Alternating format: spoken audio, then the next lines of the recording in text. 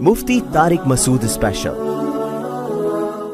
رمضان المبارک میں روزے کے ساتھ فیس بک پر اسلامک ویڈیوز وغیرہ دیکھنا اور سننا کیسا ہے؟ اس سے روزہ خراب تو نہیں ہوتا؟ عطا اللہ بلوچستان سے۔ عطا اللہ صاحب، آپ بھی تو ابھی یہی کچھ کر رہے ہیں، سوشل میڈیا پہ پروگرام دیکھ رہے ہیں، تو روزہ کیوں خراب ہوگا اس سے؟ فحش چیزیں دیکھنا، بری چیزیں دیکھنا، اس سے روزہ مکروہ ہوتا ہے۔ جائز پروگرام دیکھنا، اس سے روزے پہ کوئی فرق نہیں پڑتا۔ افطاری سائرن پر کریں یا اذان پر؟ میرا ہی نام لے کے کہتے ہیں کہ مفتی طارق مسعود صاحب نے بتایا تھا کہ اذان کے ساتھ روزہ افطار نہیں کرنا چاہیے، بلکہ 3 منٹ بعد کرنا چاہیے، لیکن یہاں پنجاب میں اذان سے پہلے افطاری کے لیے سائرن بجتے ہیں اور اس کے 1 یا 2 منٹ بعد اذان شروع ہوتی ہے، اور یہاں سائرن کے ساتھ ہی روزہ افطار کرتے ہیں، تو ہم کیا کریں؟ ابیہا فاطمہ، دیکھیں بخاری مسلم کی حدیث ہے، رسول اللہ صلی اللہ علیہ وسلم نے فرمایا، حدیث کا مفہوم ہے کہ جب سورج غروب ہو جائے تو افطار کرنے کا ٹائم شروع ہو جاتا ہے، سورج غروب۔ تو اس سے پتہ چلتا ہے اس کا مدار اذان پر یا سائرن پر نہیں ہے، بلکہ سورج غروب ہونے پر ہے۔ اب سورج غروب ہونے کا کیسے پتہ چلے گا؟ یا تو آپ اپنے مکان کی چھت پہ کھڑے ہو کر دیکھیں کہ بھئی سورج غروب ہو رہا ہے کہ نہیں ہو رہا، 100% جب یقین ہو جائے کہ غروب ہو چکا ہے، شک ہو پھر نہیں، یقین ہو کہ غروب ہو گیا تو آپ افطار کر لیں۔ اور ایک طریقہ یہ ہوتا ہے کہ اس تکلف کے بجائے آج کل نقشے ملتے ہیں، گوگل پہ بھی پتہ چل جاتا ہے کہ آپ جس علاقے میں ہیں وہاں غروب آفتاب کا ٹائم کیا ہے، سورج غروب ہونے کا ٹائم کیا ہے۔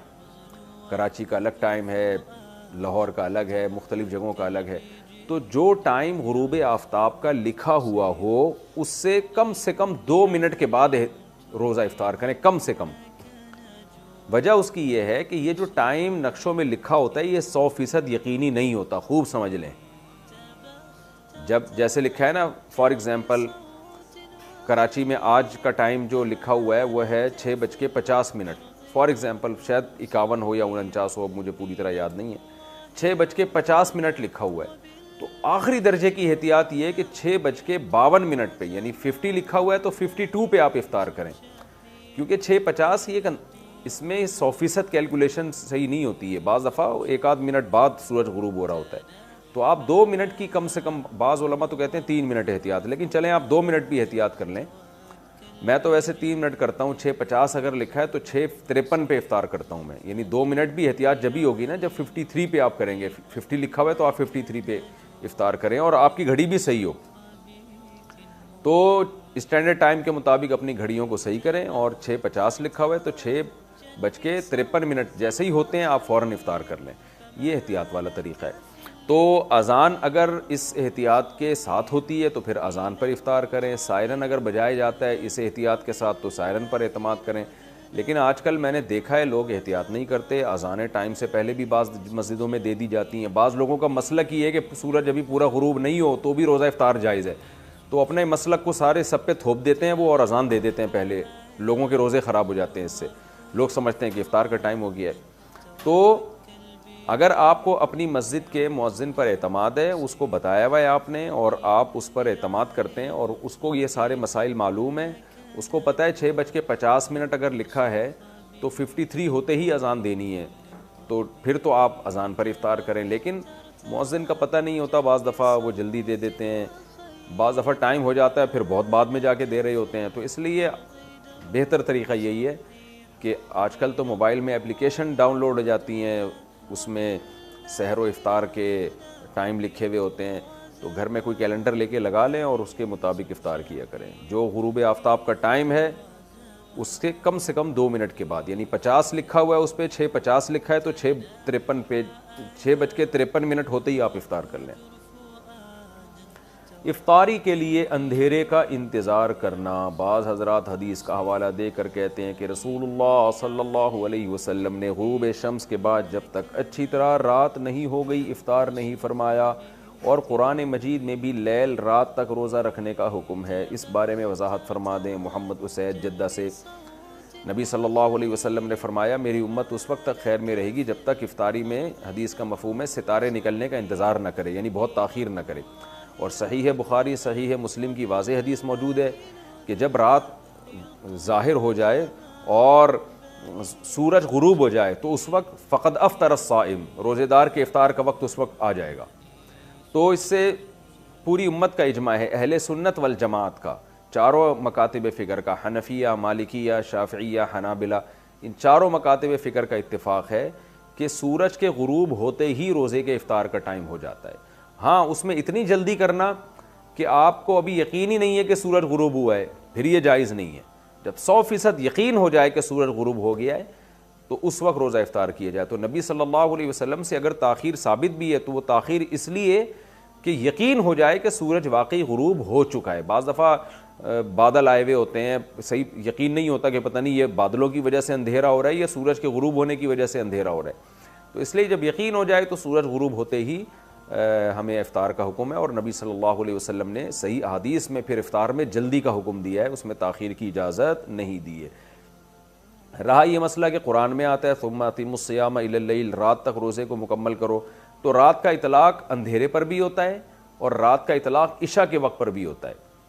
تو اب یہاں عشاء کا وقت مراد ہے یا اندھیرا مراد ہے؟ اندھیرے سے مراد سورج جیسے ہی غروب ہوتا ہے کچھ نہ کچھ اندھیرا تو ہو چکا ہوتا ہے۔ تو حدیث سے ہمیں پتہ چلتا ہے کہ یہاں رات سے مراد ہے کہ دن کی روشنی ختم ہو جائے، جو سورج کے غروب ہوتے ہوئے بہت حد تک ختم ہو چکی ہوتی ہے سورج کے غروب ہونے کے بعد۔ اس کی سب سے بڑی دلیل یہ ہے کہ حقیقت میں اگر رات دیکھی جائے تو پھر وہ تو عشاء کے ٹائم پہ شروع ہوتی ہے، تو پھر تو عشاء کے وقت روزہ افطار کرنا چاہیے، اس کا تو دنیا میں کوئی بھی قائل نہیں ہے۔ تو اس سے پتہ چلتا ہے کہ یہاں جو قرآن میں رات مراد ہے، رات سے مراد جب دن ختم ہو جائے، اور دن ختم ہوتا ہے سورج کے غروب ہوتے ہی، یہ ہمیں حدیث سے پتہ چلتا ہے۔ تو بعض چیزوں میں حدیث قرآن کی آیت کی تشریح کر دیتی ہے، تو اس لیے یہاں رات سے عشاء کا وقت مراد نہیں ہے، بلکہ قرآن میں رات سے مراد ہے غروب آفتاب۔ افطار کی دعا کب پڑھی جائے؟ زید نے کہا روزہ کھولنے کی دعا افطاری کے بعد پڑھنا سنت ہے، اور افطاری سے پہلے پڑھنا سنت نہیں ہے، کیونکہ رسول اللہ صلی اللہ علیہ وسلم نے افطاری کے بعد پڑھی ہے۔ کیا زید کی یہ بات درست ہے؟ ابو فصیح کوئٹہ سے۔ افطاری کی دو دعائیں حدیث سے ثابت ہیں۔ ایک دعا ہے ذهب الظما وابتلت العروق وثبت الاجر انشاء اللہ، پیاس چلی گئی اور رگیں تر ہو گئیں اور اللہ نے چاہا تو روزے کا اجر ہمارے اعمال میں لکھ دیا گیا۔ یہ دعا عربی میں پڑھی، پھر اس کا ترجمہ ہے۔ تو یہ دعا تو بالاتفاق افطاری کے بعد ہے، جب آپ نے افطاری کر لی، طبیعت کو سکون حاصل ہو گیا، اس کے بعد یہ دعا پڑھیں۔ اور ایک دعا جو ابو داؤد میں مرسل حدیث ہے، صحابی کا واسطہ حذف کر کے تابعی ڈائریکٹ نبی صلی اللہ علیہ وسلم سے نقل کرتے ہیں، وہ دعا کیا نقل کرتے ہیں؟ حدیث مرسل ہے اللہم لک صمت وعلی رزقک افطرت۔ تو اس کے بارے میں آتا ہے کہ کان اذا افطر، نبی صلی اللہ علیہ وسلم جب افطار کرتے تو پھر آپ یہ دعا پڑھتے اللہم لک صمت وعلی رزقک افطرت، اے اللہ میں نے تیرے لیے روزہ رکھا اور میں نے تیرے ہی لیے افطار کیا۔ اس دعا کے بارے میں فقہا کا اختلاف ہوا ہے کہ یہ افطاری سے پہلے پڑھنے کی ہے یا افطاری کے بعد پڑھنے کی ہے۔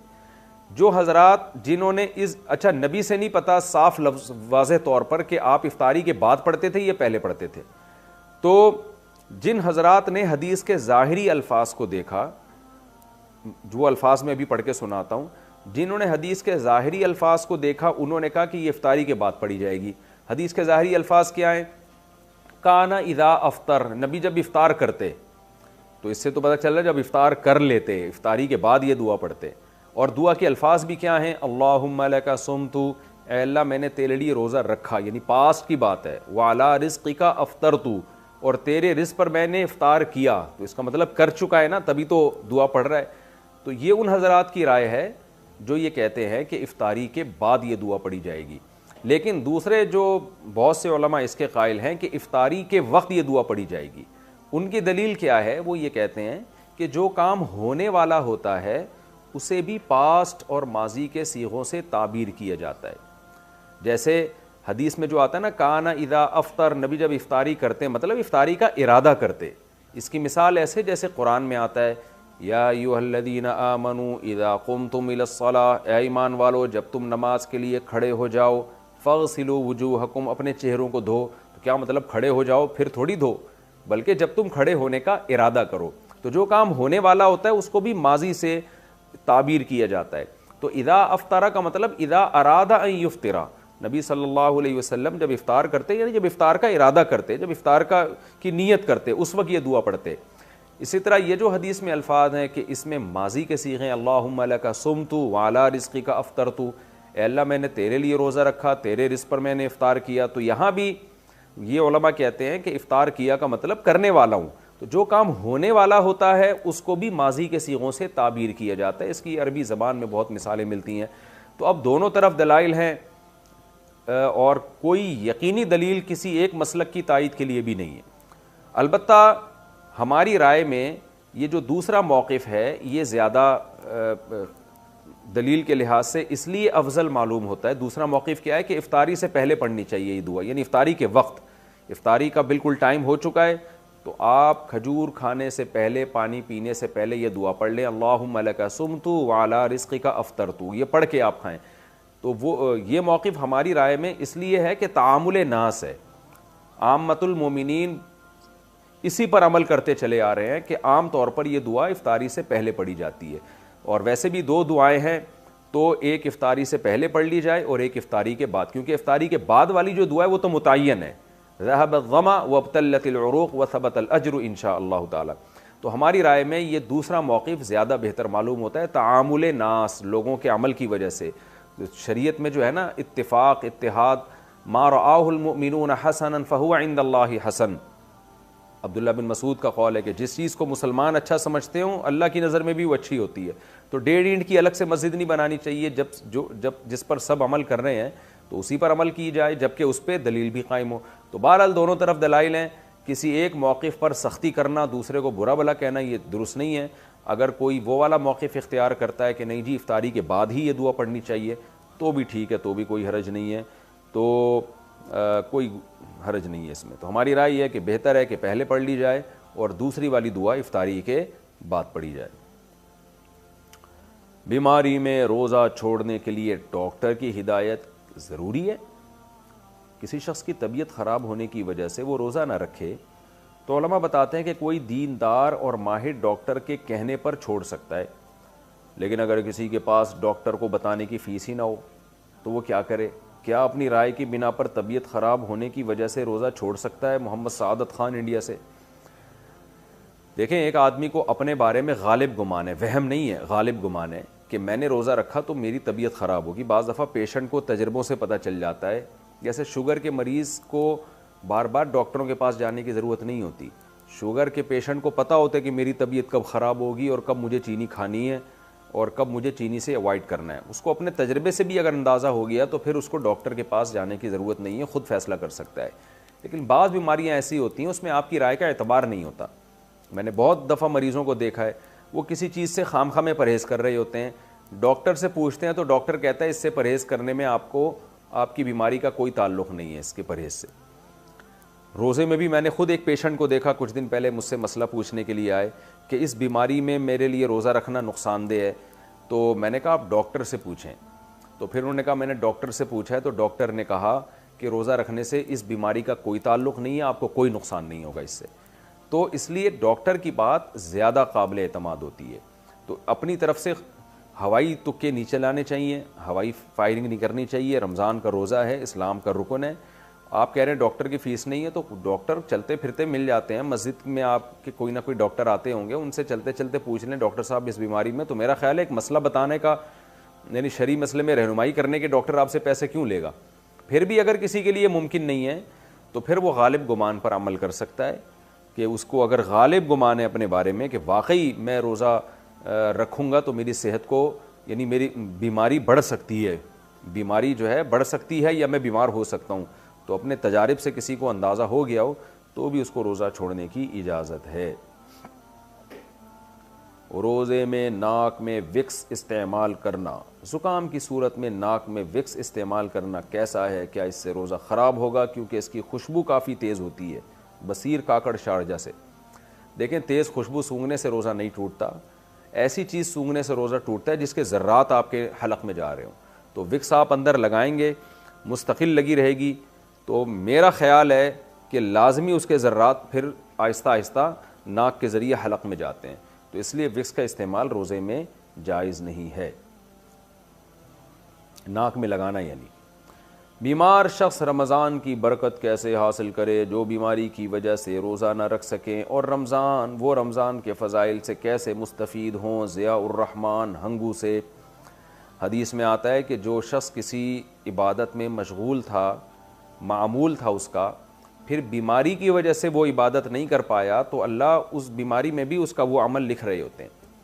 تو اگر کوئی شخص ہمیشہ رمضان میں روزے رکھتا ہے، اس کا معمول ہے، ایک رمضان ایسا آیا جس میں بیچارہ بیماری کی وجہ سے رکھ نہیں پا رہا، تو اللہ تعالیٰ اپنی رحمت سے اس کو رمضان کے روزوں کا ثواب دیں گے، کیونکہ وہ بیچارہ اس کا تو معمول تھا۔ تو اس لیے اس میں ٹینشن کی، پریشان ہونے کی ضرورت نہیں ہے۔ باقی یہ کہ وہ دوسری عبادت تو کر سکتا ہے، اگر روزہ نہیں رکھ سکتا تلاوت کر لے، کچھ نہیں اللہ کا نام لے لے، تسبیح ہاتھ میں لے کے سبحان اللہ والحمد للہ ولا الہ الا اللہ واللہ اکبر یہ تسبیح پڑھ لے، سبحان اللہ پڑھ لے، الحمد للہ پڑھ لے، تو رمضان میں اور بہت سارے طریقوں سے وہ عبادت کر کے رمضان کی برکتیں حاصل کر سکتا ہے، صدقہ و خیرات کر سکتا ہے۔ وہ گرد و غبار حلق میں چلا جائے تو روزے کا حکم۔ گرد و غبار حلق میں جانے سے روزہ ٹوٹ جاتا ہے یا نہیں، اور اس کا پتہ کیسے چلے گا؟ دانیال امین کراچی سے۔ دانیال امین صاحب، کراچی میں تو گرد و غبار ہی حلق میں جاتا ہے، پکوڑے تو بعد میں جاتے ہیں، سارا دن روزے دار کے منہ میں گرد و غبار دھول مٹی ہی جاتی ہے۔ اگر گرد و غبار کے منہ میں جانے سے روزہ ٹوٹ جاتا تو کراچی میں کسی کا بھی روزہ نہ ہوتا۔ تو ہاں، جان بوجھ کر گرد پیٹ میں نہ لے کے جائیں کہ مٹی میں جا جا کے اس کو سونگھ رہے ہیں تاکہ گرد اندر جائے، اس عمل سے تو روزہ ٹوٹے گا۔ لیکن نارملی چلتے پھرتے جو ہوائیں چلتی ہیں اور مٹیاں اڑ اڑ کے آپ کے ناک میں حلق میں جاتی ہیں تو اس کے جانے سے روزہ نہیں ٹوٹتا، چاہے آپ کو جاتے ہوئے محسوس بھی ہو جائے پھر بھی نہیں ٹوٹتا، جان کر نہ لے کے جائیں آپ۔ روزے میں بار بار کلی کرنا، روزے میں بار بار کلی کرنا تاکہ حلق گیلا رہے، کیا یہ صحیح ہے؟ ابو سلطان سعودی عرب سے۔ حلق گیلا کرنے کے لیے تو غرارہ کرنا پڑتا ہے، وہ روزے میں جائز نہیں ہے، لیکن کلی کرنا جائز ہے، چاہے تاکہ جو ہے پیاس کی شدت میں کمی ہو جائے، تو اس نیت سے آپ بار بار کلی کر سکتے ہیں، کوئی حرج نہیں ہے۔ روزے میں کھانا بناتے ہوئے نمک چکھنا، کیا روزے کی حالت میں کھانا بناتے ہوئے نمک یا مرچ چکھ سکتے ہیں جبکہ فوری طور پر کلی کر لی جائے؟ ام طلحہ UK سے۔ مکروہ عمل ہے، ناپسندیدہ عمل ہے، لیکن اگر کھانے کے خراب ہونے کا، بیڑا غرق ہونے کا خطرہ ہے کہ میاں صاحب کو غصہ آ جائے گا، ان کا میٹر گھوم جائے گا، بچے پلیٹیں اٹھا اٹھا کے پھینکنا شروع کر دیں گے، امی یہ کیا کر دیا آپ نے، حلوہ ایسا بنایا اس میں تو چینی نہیں ہے، چینی کے بجائے نمک ڈال دیا آپ نے، یا نمک بہت کم ڈال دیا جاتا ہے تو بھی ذائقہ خراب ہو جاتا ہے، بعض دفعہ کھانے میں نمک تیز پڑ جاتا ہے اور میاں صاحب بلڈ پریشر کے مریض ہیں، کھا کے ان کی کھوپڑی اور ان کی سیٹنگ آؤٹ ہو گئی، سارا افطاری کا ہی بیڑا غرق کر دیا انہوں نے۔ ایسا خطرہ اگر موجود ہو تو پھر خاتون نمک چکھ سکتی ہیں، تو کھانا پکاتے ہوئے تھوڑا سا منہ پہ زبان پہ رکھ کے فوراً تھوک دیں اور اچھی طرح کلی کر لیں، تو اس کی گنجائش ہے۔ روزے میں شوگر ٹیسٹ کرنا، کیا روزے میں شوگر ٹیسٹ کر سکتے ہیں؟ نیز کیا کسی کو مجبوری کی حالت میں خون دے سکتے ہیں؟ عیشا قریشی۔ جی ہاں، شوگر بھی ٹیسٹ کر سکتے ہیں اور خون بھی دے سکتے ہیں، روزہ اس سے نہیں ٹوٹتا، خون دے بھی سکتے ہیں، خون لے بھی سکتے ہیں۔ روزے میں ڈرپ لگوانا، اگر کوئی بیمار ہو جیسے ٹائیفائڈ، جس کا کورس یہ ہوتا ہے کہ روزانہ صبح و شام ایک ڈرپ لگانی پڑتی ہے، تو کیا روزے کی حالت میں ڈرپ لگائی جا سکتی ہے؟ یاسر۔ جی ہاں، لگائی جا سکتی ہے یاسر صاحب۔ روزے میں دوران غسل ناک میں کتنا پانی پہنچائیں؟ ایک عالم نے فرمایا کہ غسل واجب ہو تو روزے میں بھی ناک کی نرم ہڈی تک پانی پہنچانا فرض ہے، اور ایک عالم نے کہا کہ روزے میں پانی ناک کی نرم ہڈی تک نہ پہنچانا مسنون ہے۔ تو اس میں صحیح طریقہ کیا ہے؟ ناک کی نرم ہڈی تک تو پانی پہنچانا لازمی ہے نا، تو چاہے روزہ ہو یا نہ ہو، جب غسل فرض ہے آپ پر تو ہلکا سا پانی کو اندر لے کے جائیں، وہ ناک کی نرم ہڈی تک آرام سے پہنچ جاتا ہے، بہت زیادہ زور نہ لگائیں، وہمی لوگ زور لگا لگا کے دماغ میں پانی پہنچا دیتے ہیں، تو ہلکا سا بس کھینچ لیں، اس سے آرام سے پانی پہنچ جاتا ہے، وہم نہ کریں اس میں۔ روزہ رکھنے کی دعا کا حکم، روزہ رکھنے کی جو دعا مشہور ہے وہ بصوم غد نویت من شہر رمضان، کیا یہ دعا حدیث سے ثابت ہے؟ حمید خان۔ نہیں جی، یہ حدیث سے ثابت نہیں ہے، بس دل میں اتنی نیت کافی ہے کہ میں روزہ رکھ رہا ہوں۔ استحاضہ میں روزے اور نماز کا حکم، حیض کی کم سے کم مدت 3 دن 3 رات ہے، اور زیادہ سے زیادہ مدت 10 دن 10 رات ہے، اس مدت میں روزہ نہیں رکھتے۔ اب اگر کسی کو 10 دن سے زیادہ بلیڈنگ ہو، خون آئے، تو اس صورت میں روزہ اور نماز کا کیا حکم ہے؟ محمد حسین کشمیر سے. کسی خاتون کو اگر 10 دن سے بھی زیادہ بلیڈنگ ہو رہی ہے تو وہ روزہ بھی رکھیں گی اور نماز بھی پڑھیں گی، کیونکہ حیض 10 دن سے زیادہ نہیں ہو سکتا. تو روزے کا تو حکم یہی ہے کہ 10 دنوں کے بعد وہ روزہ رکھنا شروع کر دیں گی، اور تمام روزوں کی قضا تو انہوں نے جو حیض کی حالت میں چھوٹے ہیں وہ تو ویسے ہی عید کے بعد کرنی ہے. نماز میں یہ ہوتا ہے کہ جو حیض کے ایام میں عورت کی نمازیں چھوٹی ہیں وہ اس پر لازم نہیں ہوتی. تو اس میں یہ کرنا ہے کہ کسی خاتون کو مثال کے طور پر پچھلے مہینے 6 دن بلیڈنگ ہوئی، 6 دن خون آیا، تو اگلے مہینے اب رمضان آ گیا ہے، اس کو 6 دن خون آیا تو ٹھیک ہے، 6 دن تو نماز بھی نہیں، روزہ بھی نہیں. 7ویں دن بھی خون آیا تو صبر کریں گی وہ خاتون. 8ویں دن بھی خون آیا، 9ویں دن بھی خون آیا، اور 10 دن کمپلیٹ ہونے سے پہلے خون بند ہو گیا، تو اس کا مطلب یہ ہے کہ اب ان کو 9 دن سے زیادہ خون آیا ہے اور 10 دن سے کم آیا ہے، تو یہی سارے دن حیض کے شمار ہوں گے اور ان کو اب نماز قضا کرنے کی ضرورت نہیں ہے.